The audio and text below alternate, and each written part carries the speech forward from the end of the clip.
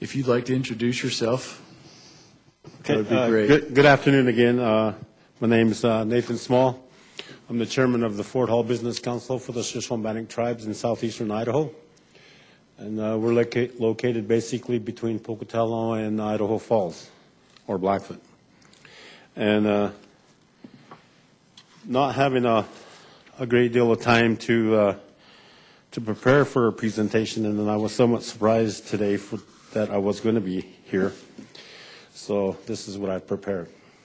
But I am prepared to let you know that the Shoshone and Bannock tribes have been a part of eastern Idaho, parts of Oregon, Montana, Wyoming, Nevada, Utah, and parts of Colorado. Our ancestry and the way we believe how we became into being is that we're a part of the Shoshonean group of people that come from the Yucatan Peninsula in Mexico, and we're part of the Aztec tribes. So we migrated north rather than migrating south from Alaska, as many people would like to believe. But anyway, that's the way we feel we are. And part of our roaming range was all the way from, like I indicated, from Mexico clear into Canada, what is now Canada. Out to the INL site, our people probably witnessed the lava flows that came through there. We probably knew that the aquifer that was there. Once the ground cooled in that area, we made use of it when we crossed that. A lot of the lava tubes that are still there are what we call caves. Our people utilize them when they were traveling from one area to another. And some of those caves and places are still there, and they still have some of the remnants of our people there, as well as petroglyphs there. So we have a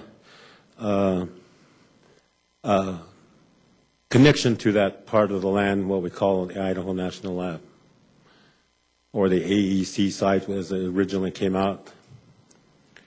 We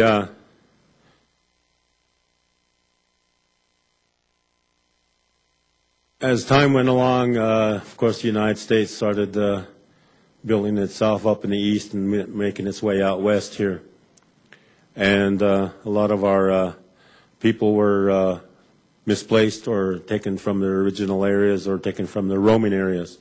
The Boise Valley here is one of the main places that our people used to gather a lot, and these are one of the places that a lot of the coastal tribes and other tribes would meet in this area.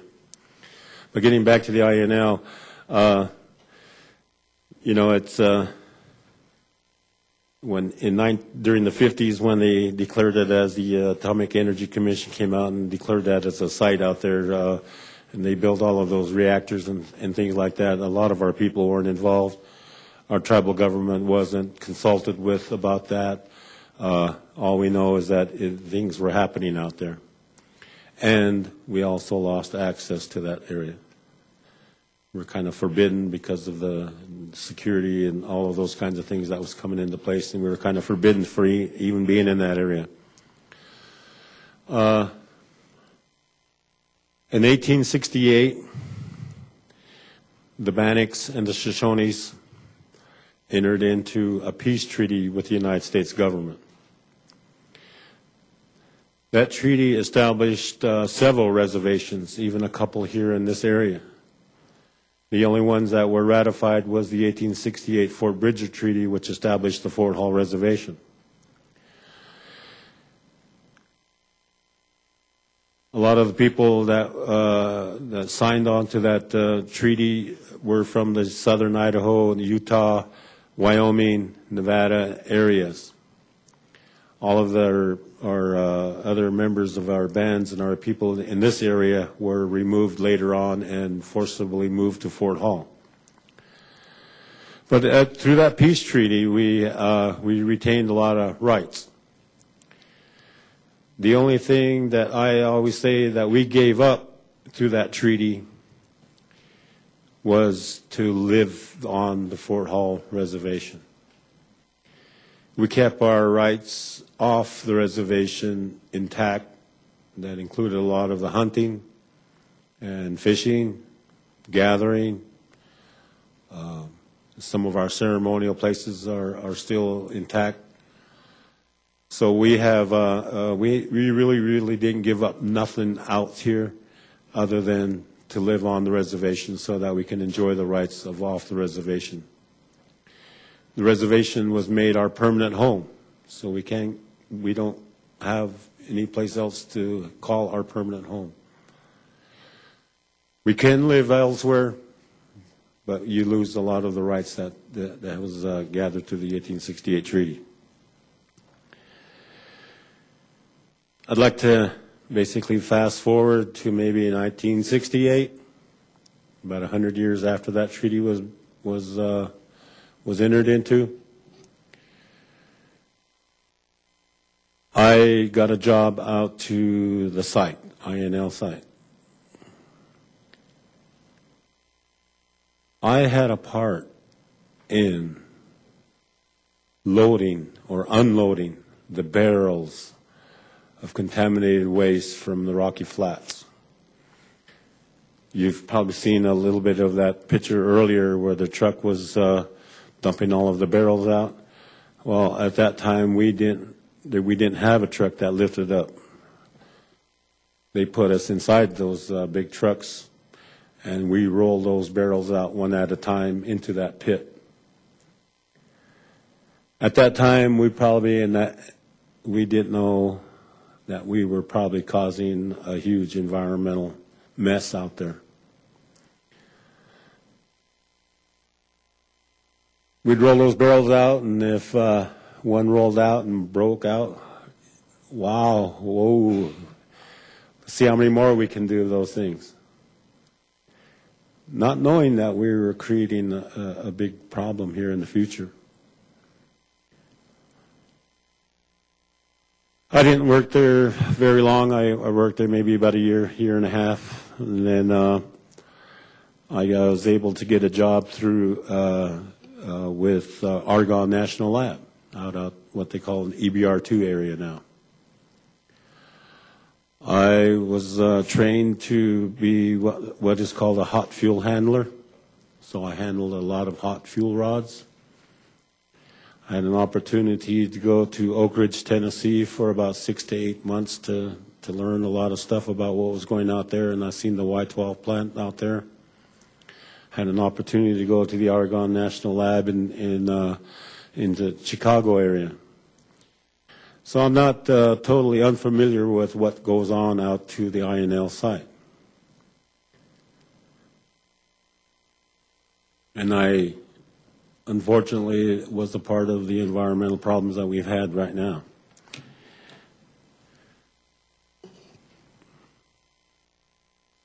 INL wasn't a bad place when we look at it in the past. It provided a lot of employment. A lot of our people worked there, just like I did. My partner here, Willie Preacher, he worked out there. He worked out to the camp and other areas out there. And we've had other tribal members that retired from out there. So it was a good place to work.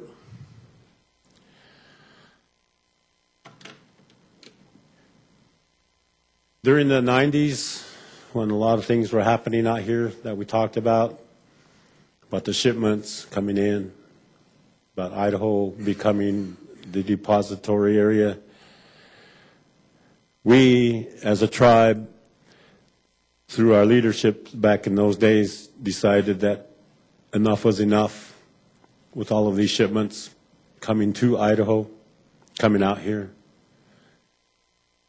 So we issued resolutions. We issued our word out there that we were against it. And we were in line with Governor Batt, Andrus, and others that felt that this place was no longer should be a dumping ground for the rest of the United States.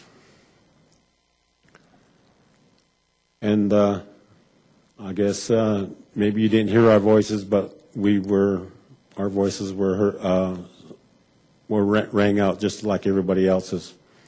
because we felt that that place out there is contaminated enough. The water was contaminated at that time. I've had people come to me here in the last few months telling me that they've worked out there and they knew that they were injecting radioactive materials into the groundwater there, the aquifer, before it even became known. So we knew that the groundwater was being contaminated. We knew the ground was being contaminated, and then maybe in some instances the air was being contaminated. Those three things are vital to humans: water, air, and earth. If you all could go to the moon and live, I'm pretty sure that's where you would have went next. But you didn't. If Mars was the place to go to live next, I'm pretty sure you guys would have been there. Now, however, we all still live here. So that the tribes, every day, a Native American will come out, a Shoshone-Bannock will come out and give thanks for the air, give thanks for the water, and give thanks for the ground that we live on and that we walk on. But it's getting to the point nowadays you start wondering just what is safe anymore. So the INL site, like I indicated, we felt enough was enough about what was going on out there. And we even went maybe a step further than some of the other activists out here. We stopped a shipment. We parked one of our police cars on the railroad track there and stopped that train from coming out here to dump more radioactive materials out here, waste. And then we finally got the eyes and the ears about what the Shoshone-Bannock Tribes was wanting, what their issues were concerning all of the waste out here. A part of that happening out there, the Department of Energy, or the DOE, I guess that's what you want to call them, for the site out here, created a program called the American Indian Program. And right now we have kind of somewhat of a government-to-government type relationship with that Department of Energy out there. They have an individual that works with them, and they created a lot of programs for the tribes and the site out there. Willie is a product of that. He works there. His funding comes from the Department of Energy, as well as some of the other funding that comes through the government. Not the INL, but the government. Not the state, the government, federal government. But it recognizes that the tribes has been there. We now have access to certain areas out there. We now have access to all of the caves that are out there. We want to make sure that they're not disturbed, they're not destroyed, and they're not desecrated. So we have a real good relationship out there right now. But again, I think the tribes as a whole is somewhat still against bringing any more shipments in. And then all the hoopla came up about the possibility of bringing more shipments out here. And of course, we all basically stepped up to the plate again and says, no, we're not going to go with that. Listen to your former governors, Governor Batt and Andrus and others. So we're on the same page with them.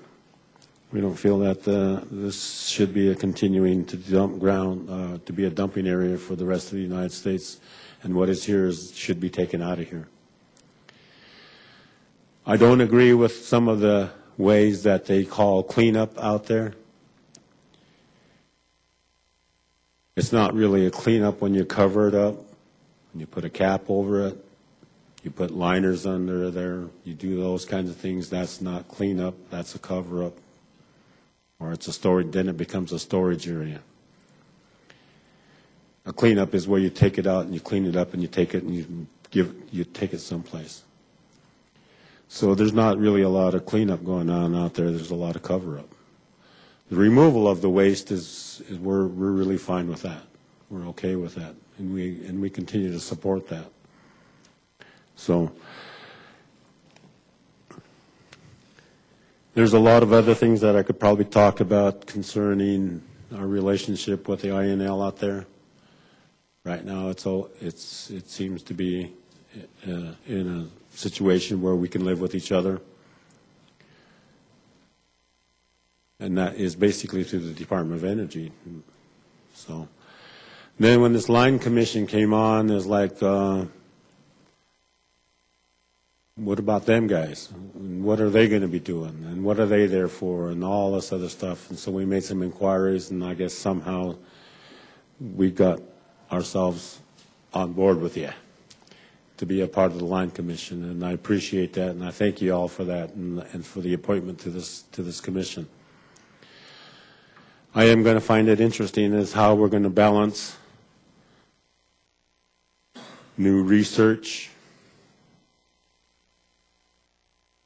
If you're still going to call it a nuclear research out there, you're going to have to do something with what we're not wanting and a lot of people not want out here, and that is to bring some more fuel out here, or plutonium, or other types of radiation things that's going to be a part of the research. So it's going to be really interesting. It's going to be interesting to be sitting there to make a decision. Do we allow something to come in to allow a research to happen? And what type of research are we looking at? Is it just somebody's fantasy idea, or is it something that's going to benefit the entire people? But I will continue to advocate the removal of all of the waste that is been designated to be removed, and I will continue on with that. And like I said, I think it's going to be interesting how we're going to try and balance the continued research out there, the continued idea of what nuclear power or nuclear physics or nuclear this is going to create out there. Because that's what the INS is all about. So I want to thank everybody here again, and I come to Boise quite a bit, but this is the first time I'm coming here for this. And I really appreciate the possibility of doing something great for the INL out there through this commission. Thank you. Chairman Small, thank you. I would agree. We're all looking forward to finding that balance and finding the right recommendations to the governor on behalf of the state of Idaho. So we appreciate you being a part of that conversation with us.